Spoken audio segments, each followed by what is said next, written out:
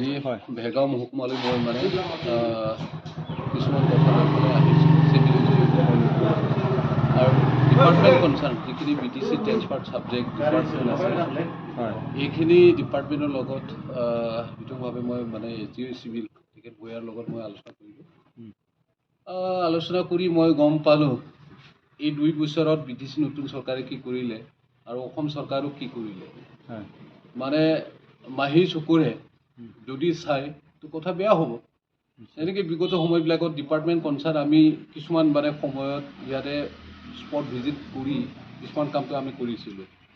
প্ৰশাসনক আৰু লগতে মানে বিষয়াসকলক লৈ পেলাই কৰ্মচাৰীসকলক লৈ পেলাই ইয়াত এটা ভাল পৰিৱেশ সৃষ্টি কৰি পেলাই আমি কিছুমান কামটো কৰিছোঁ।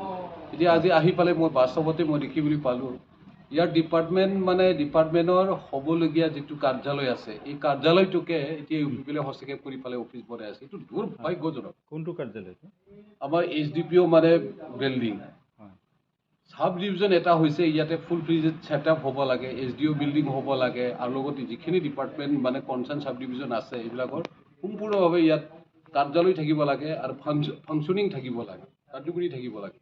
তো এইবিলাকৰ ক্ষেত্ৰত এতিয়া নতুন চৰকাৰে নতুন ছেটআপবিলাকক বনাবহে লাগে। বিগত সময়বিলাকত যিবিলাক ছেটআপ আছে এইবিলাককে আমি সম্পূৰ্ণভাৱে কৰিব পৰা নাই আৰু তাত সৈতেও এতিয়া অফিচবিলাকক হস্তক্ষেপ কৰি পেলাই এতিয়া কিবা মানে চৰকাৰ চলাব বিচাৰি আছে। এইটোতো দুৰ্ভাগ্যজনক কথা। মই ডিপাৰ্টমেণ্টৰ বা আমাৰ প্ৰশাসনৰ মানে SDPO বা SPৰ লগতো কথা পাতি থকাই হৈ আছে। তেওঁলোকে এইটো মানে মুকলি কৰি দি দিব বুলি কৈ আছে আৰু লগতে ইয়াত মানে ভেৰগাঁও আউটপোষ্টটো ইয়াত ছেটেলমেণ্ট কৰিব বুলি তেওঁলোকে কথা দিছে। কিন্তু কথাটো কথাই হৈ থাকি আছে। আজিৰ তাৰিখলৈকে তেওঁলোকে কৰিব পৰা নাই। আজি প্ৰায় মানে তেওঁলোকৰ লগত মই আলাপ আলোচনা কৰা হৈছিলে 15-20 দিনমান হৈছে, এতিয়ালৈকে কৰিব পৰা নাই। তো কৰিব লাগে, সেইটোৱে মূল মানে বিষয়। তাৰ লগতেও ইয়াত যিখিনি ডিপাৰ্টমেণ্ট আছে আমাৰ excise department, supply department, sericulture department, WBT department বা তেনেকৈ ভেটেনাৰী ডিপাৰ্টমেণ্ট যিখিনি ডিপাৰ্টমেণ্ট আছে এই ডিপাৰ্টমেণ্টবিলাকৰ যিখিনি ফাংচনিং আছে আজি মই পিটকৈ চালোঁ তেওঁলোকে যথেষ্ট অসুবিধাৰ সন্মুখীন হৈ আছে। তো এনেকৈ হ'লেতো নহ'ব নহয়। প্ৰিণ্টিং এণ্ড ষ্টেচনাৰী ডিপাৰ্টমেণ্ট সামান্য ডিপাৰ্টমেণ্টৰ পৰাই তেওঁলোকক সামগ্ৰী মানে যোগান ধৰা হৈছিলে বিগত সময়বিলাকত যে কাগজ লাগে, পেঞ্চিল লাগে, ক'ৰবাত বহী লাগে, ক'ৰবাত ফাইল লাগে, কিবা লাগে, এইবিলাক বস্তু তেওঁলোকক দিব লাগে। তো এইবিলাকৰো মানে পৰিচালনা একেবাৰে জিৰ' মানে BTC তেনেকৈ এনেকৈ মানে ব্যৱস্থা নাই UPPL চৰকাৰৰ। যে এইবিলাক কেনেকৈ ধৰণৰ চলাই আছে চৰকাৰ আমিতো এতিয়া প্ৰশ্নবোধক বুলি আমি ভাবি লৈছোঁ। সমান্তৰালভাৱে ইয়াত তেওঁলোকৰ মাজতে কোৱা কথা সেইটো মোক 5% লৈছে, 7% লৈছে, কিবা লৈছে। যেনেকৈ BTCৰ কথাবিলাক ওলাই থাকে তেওঁ ওলাই থাকে। আগত আমাৰ সময়তো ওলাইছিল ক'ৰবাত 10%, 5% এনেকৈ কথাবিলাক ওলাইছে। তো ৰিস্কটো কেনেকৈ ল'ব পাৰিব মইতো দেখা পোৱা নাই। আপোনালোকৰ ডিমাণ্ডটো কি শেষলৈকে আহিছে? ডিমাণ্ডটো কি আপোনালোকৰ? আমাৰ ডিমাণ্ডটো হৈছে ইয়াতে BJP, BPF, GSP বিলাই ফালে BTC চৰকাৰ প্ৰথম তেওঁলোকে ৰাজ্যৰ স্বাৰ্থত ভালকৈ কাম কৰক। আমাৰ ক'বলগীয়া নাই, আমিতো সদায় কৈয়ে থাকিম সেই ৰাস্তাটো হ'ব লাগে, সেই অনুষ্ঠানটো হ'ব লাগে, ইয়াত যিখিনি পৰিৱেশ হ'ব লাগে ভাল পৰিৱেশ হ'ব লাগে। এতিয়াতে চবে কৈ থাকে UPPL মানে আপচু নিখিল বড়ো ছাত্ৰ সন্থা, নিখিল বড়ো ছাত্ৰ সন্থা মানে UPPL। আৰু যিখিনি সুযোগ সুবিধা ভাল থাকিব লাগে আজিৰ পৰাই চাওক আপোনালোকে এইটোতো বাস্তৱ কথা, সঁচা কথা। যিমান ফিনেন্সিয়েল চ'ৰ্চ আছে মাৰ্কেটৰ পৰা আদি কৰি লৈ পেলাই কৌৰি চৌৰি কিবা কিবি চব আপচুৰ মানুহে তাতে ইনভল্ভ হৈ আছে। তেতিয়াহ'লে নিখিল বড়ো ছাত্ৰ সন্থা এটা জাতীয় সংগঠনে নিকা ভাৱমূৰ্তি লৈ পেলাই কাম কৰিবৰ কাৰণে কেনেকৈ সক্ষম হ'ব তেওঁলোকে? আপচুটো নহ'ব নহয়, তেওঁলোকে পলিটিকেল পাৰ্টিহে হ'ব। এই কথাবিলাকক লৈ পেলাই শংকিত হৈছোঁ আমি। আমাৰ ল'ৰা ছোৱালীওতো এটা সময়ত আপচু হ'ব, নিখিল বড়ো ছাত্ৰ সন্থাই হ'ব। তেতিয়া আমাৰ ল'ৰা ছোৱালী কেনেকৈ আপচু হ'ব? আমাৰ তাতো প্ৰশ্ন আছে। এতিয়া BTCত চাকৰি কেতিয়া হ'ব? BTC চাকৰি কথাটোৱে আটাইতকৈ ডাঙৰ কথা হৈ আছে এতিয়া আজিৰ তাৰিখত যে BTC চাকৰি দিবৰ কাৰণে চেণ্ট্ৰেল ৰিক্ৰুইটমেণ্ট বৰ্ড বনালে। তাত সৈতেও মানে যোৱা কিমানবা তাৰিখ আছিল 21 তাৰিখ আৰু 27 তাৰিখত অসমৰ চেণ্ট্ৰেলি 4 গ্ৰেড আৰু 3rd গ্ৰেডৰ ইণ্টাৰভিউ হৈ গ'ল। ইয়াততো কোনো BTCৰ আণ্ডাৰটেকিং নহ'ল, কোনো ইম্পৰ্টেঞ্চ নহ'ল, কোনো ৰেছপনচিবিলিটি নহ'ল BTCৰ পৰাই। আমি তাৰ পৰাই গম পোৱা গৈ আছে যে এতিয়া চেণ্ট্ৰেলিহে হ'ব, 3rd গ্ৰেডে হওক 4th গ্ৰেডে হওক BTCৰ পৰাই কোনো অধিকাৰ নাথাকিব। সেইটো প্ৰথম কথা। এতিয়া অলৰেডি ৰিজাল্টো ওলাল, ৰিজাল্ট ওলোৱাৰ পিছত মেক্সিমাম মানে BTCৰ পৰাই বঞ্চিত হৈ আছে ল'ৰা ছোৱালীবিলাকে। ৰিজাল্ট যিবিলাক আহিছে বহুত কম মানে পাৰ্চেণ্টেজত আমাৰ ল'ৰা ছোৱালী BTCৰ অঞ্চলৰ ল'ৰা ছোৱালী পাছ কৰিছে, বাকী আউট অফ BTDহে মেক্সিমাম পাইছে।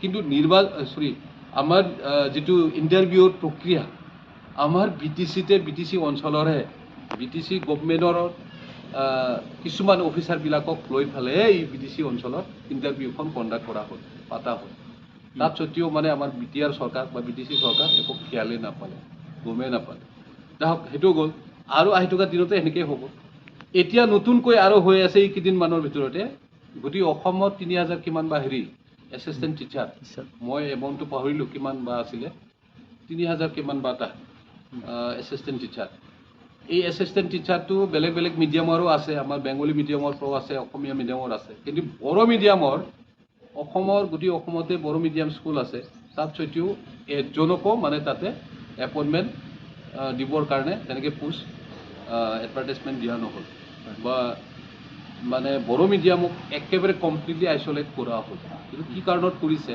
মই প্ৰথমত BTC চৰকাৰ আৰু লগতে অসম চৰকাৰক প্ৰশ্ন দিছোঁ এইটো কম দিনৰ ভিতৰতে আপোনালোকে ক্লিয়াৰিফিকেশ্যন দিব লাগে মই জনাত হাইটো হ'ব এইটো নলেজত আছে নিখিল বড়ো ছাত্ৰ সন্থাও নলেজত আছে তাত সত্ত্বেও আজি হাইটো হ'ব মানে মুখ বন্ধ ৰাখি আছে আমাৰ নিখিল বড়ো ছাত্ৰ সন্থাও মুখ বন্ধ ৰাখি আছে কি কাৰণত কি বড়ো মিডিয়ামটো মিডিয়াম নহয় নেকি যদি বেংগলী মিডিয়াম দিব পাৰিছে যদি অসমীয়া মিডিয়াম দিব পাৰিছে বড়ো মিডিয়ামটো কিয় দিব পৰা নাই এইটো অসমৰ সেকেন্ড ল্যাঙ্গুৱেজ আছে প্ৰথমত মই হিমন্ত বিশ্ব শৰ্মা আমাৰ অসমৰ মুখ্যমন্ত্ৰী তেখেতক প্ৰশ্ন সুধিছোঁ দ্বিতীয়ত আমাৰ মানে অসমৰ শিক্ষামন্ত্ৰী ৰণোজ পেগু তেখেতক মই প্ৰশ্ন সুধিছোঁ অতি সোনকালে আমাক ক্লিয়াৰিফিকেশ্যন দিব লাগে বিশ্বজিৎ দেমানে তেখেতে কৈ থাকে বড়ো ল্যাঙ্গুৱেজৰ কাৰণে তেখেতে বহুত কথা কয় এই ক্ষেত্ৰত আপুনি কি ক'ব বড়ো লেংগুৱেজত তেওঁ কি কথা ক'ব তেওঁ নিজে বড়োৰ অস্তিত্বকে মানে ভঙাব বিচৰা মানুহ আজিৰ তাৰিখত বিশ্বজিৎ দৈমাৰীয়ে আমাৰ বড়ো ভাষাত জ্বলনি হাংগাৰ বুলি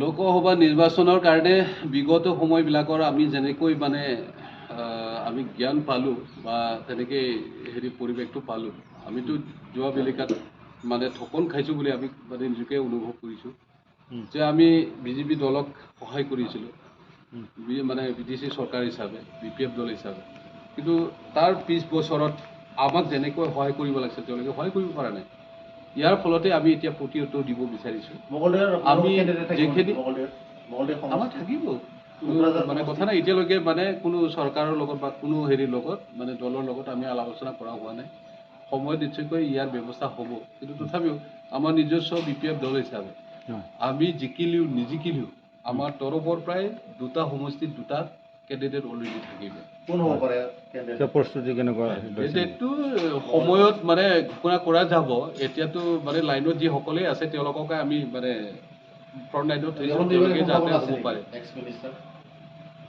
মানুহবিলাকেহে কৈ থাকে তেওঁতো আমি জনাত আজিৰ তাৰিখলৈকে আমাৰ দলৰ নেতা হিচাপে আমাৰ কৰ্মী হিচাপে তেওঁৱে নিজে যে ইচ্ছুক কেণ্ডিডেট হিচাপে তেওঁ নিজক মানে অলপ কৰি থকা আমি দেখা পোৱা নাই কিন্তু তথাপিও মানুহে কয় পাব্লিকেহে কয় যে তেওঁ হ'লে ভাল হয় BPF দলখন নিশেষ হ'বলৈ গৈ আছে বুলি UPৰ নেতাবিলাকে মাজে মাজে কৈ থাকে কিমানখিনি সঁচা কথাবিলাক BPF দল বা অন্যান্য দলে যিকোনো দলে শেষ হৈ নাযায় সেইটোতো অমংগল কথা বুলি ক'ব লাগিব তেওঁলোকে ৰাজনীতি কৰি পোৱা নাই এতিয়া নতুন ৰাজনীতি কৰি পাইছে আৰু তেওঁলোকে কিমান ভাল ৰাজনীতি কৰিছে আমিতো দেখাই পাই আছোঁ বিগিনিঙৰ পৰাই যি মূলাই বাৰে তাৰ দুটা পাতত দিছিল বুলি মই আগৰ পৰাই তেওঁলোকক কৈ আছোঁ তেওঁলোকে ৰাজনীতি শিকিব লাগিব আচলতে আপুনি দখলৰ কথা কৈছিলে কিবা অফিচ দখল কৰিছে ইউপিলে এইটো কথাটো অকণমান বুজাই দিয়ক অফিচ দখল কৰিছে সেইটো মানে সঁচা কথা ইয়াত SDPO বিল্ডিংহে আছিলে সেইটো GID ডিপাৰ্টমেণ্টৰ পৰাই ফাণ্ডটো লৈ আনি পেলাই আমাৰ BPF চৰকাৰৰ অধীনতে এইটো বনোৱা হৈছিলে গতিকে কিবা হাত আছে নেকি ইয়াতে UPPL দল বুলি ক'লে মাত্ৰ মানে দাওবাইচাত দায়ী নহ'ব ইয়াতে UPPL দল প্ৰমোদ বড়োৱে দায়ী হ'ব ইয়াতে দাওবাইচাটো থাকিবই নিজৰ সমষ্টি এইটো নিজৰ সমষ্টি নিজৰ ব্লকৰ অফিচ বনাইছে নিজৰ ডিষ্ট্ৰিক্টৰ অফিচ বনাইছে দাওবাইচাও থাকিব দাওবাইচাৰ লগতে যিমান MCLA আছে যিমান EM আছে তেওঁলোকৰ নিশ্চয়কৈ তেওঁলোকৰে হাত থাকিব দাওবাইচাবৰ পাৱাৰ মিছ ইউজ কৰিছে বুলি ক'ব বিচাৰিছে আপুনি পাৱাৰটো মিছ ইউজ কৰিছে বুলিও ক'ব লাগিব সেইটো ক্ষেত্ৰত যদি ক'ব যায়